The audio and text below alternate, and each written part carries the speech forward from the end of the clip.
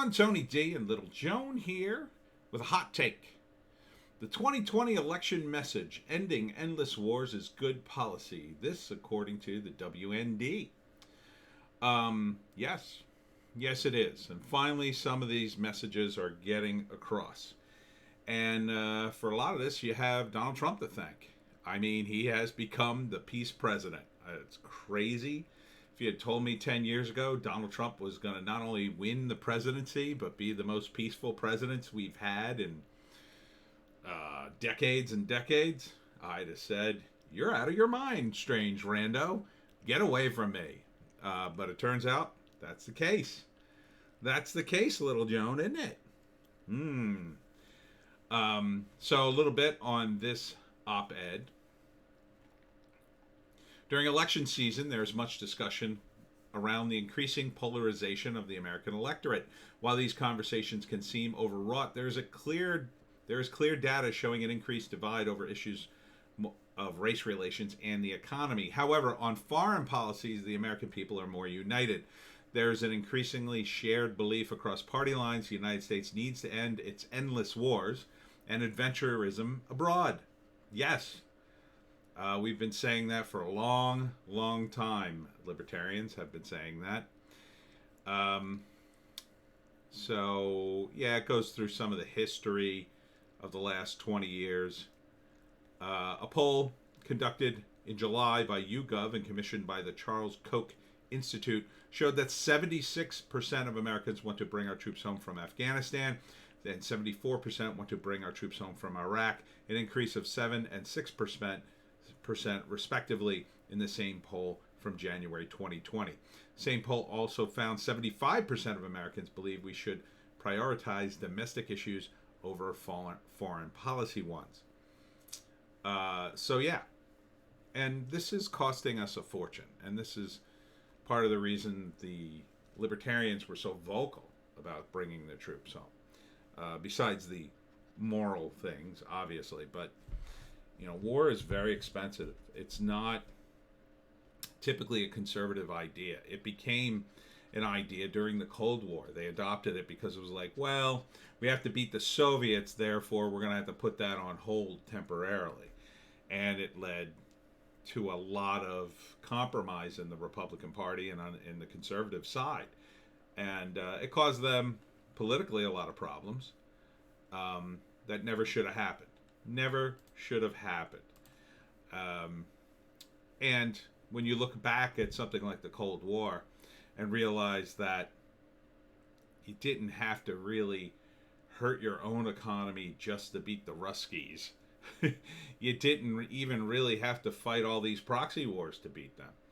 You just had to spend them into the ground, because at the end of the day, they collapsed because they expanded too far. They never had the money to make it work economically. So allowing them to expand even further, while seemingly in the short term that looks very, very bad, but in the long term, it would have actually collapsed the Soviet Union quickly, or quicker, I should say, in my view. Now, you might say, oh, what about all the people and blah, blah, blah. Look, if you look at the history of just about any country on the planet, you'll see a long history of tyrants and dictators and monarchs who were unelected and did horrible and terrible things. So, part of the reason our founding fathers said we should avoid foreign entanglements was that reason. It never ends. Once you wade into somebody's argument, it's like being in a bar and seeing a bar fight, right? And then you wade in and say, if you say anything other than, okay, nobody should fight, at least if you say nobody, hey, let's not fight, guys. If you say that, then you're not taking a side. But if you wade into a bar fight and say, hey, Fred is right and Frank is wrong, well, now you're taking a side in the battle, and then that could lead to polarization within the bar, and then you end up in more fights. And if you go back to the bar, you end up in, somebody retaliates against you. So it never ends. The only thing that ends war is peace. That's it.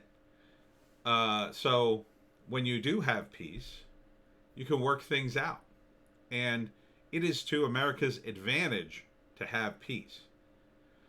The reason it's to our advantage is because we're capitalists, and capitalism runs the world.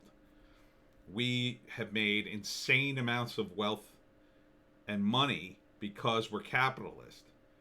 Now, you could point to very specific examples of some countries like China, even the Saudis, who have innovated or come up with things because of their vast wealth, but their vast wealth was sort of indirectly because of capitalism and because of, to some extent, their own ruthless imperialism. But ultimately, that turns people against you. Ultimately, our system of democratic republics in the West creates people who are used to being free. And once you sort of give them that taste, they don't want to stop. You know, they don't want to go back to not being free. No one in America is, oh man, I wish I could be a feudal peasant. Nobody says that. Now, we have idiots who say, oh, I'd really like to be a communist. But those idiots don't understand what communism really is. They see a magical version of communism that they've been told by people who are lying to them. But beyond that, no one wants to go backward.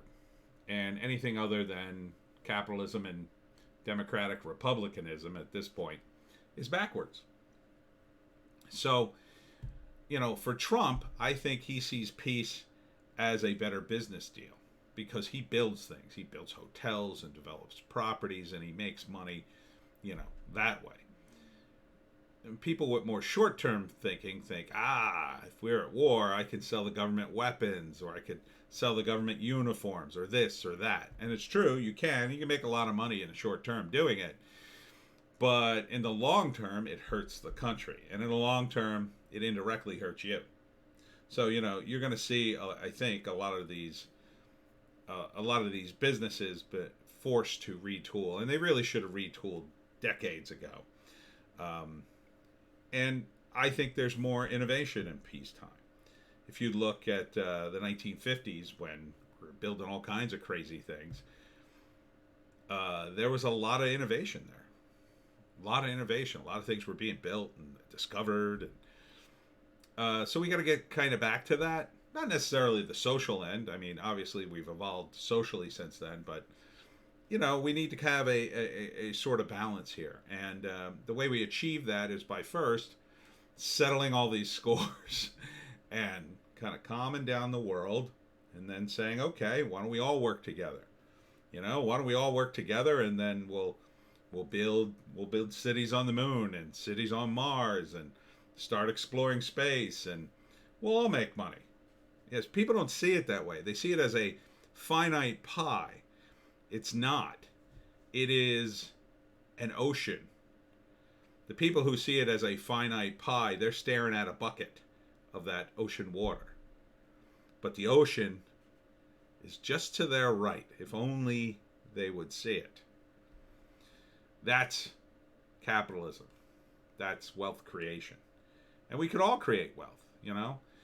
If you look at wealth today in the United States, poor people in the United States have access to more medicine and food and entertainment and technology than the biggest, wealthiest land baron in the 1920s. It's true. So if we just keep going down that path, imagine how much stuff you'll have access to in just 20, 30, 40 years. I mean, the internet has changed everything. I remember the time before the internet. It was boring. You had to sit in a doctor's office and read a damn magazine. Trust me, things are a lot better with the internet. But we can't go backwards. We have to go forward. And the way to go forward is through peace. And right now, the peace is with President Trump. Guy's been nominated for the Nobel Peace Prize a bunch of times. He's got historic peace agreements going on. He's on the verge of 5 more, including Saudi Arabia. going to be big. Biden, he's the old paradigm. That guy will get us right back into a war.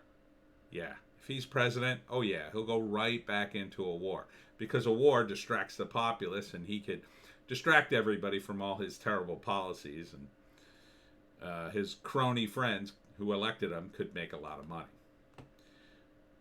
Trump, I don't know if he even really has any crony friends. I think he has crony associates, but, he's not beholden to them, I think, like Biden is. So, I say vote peace.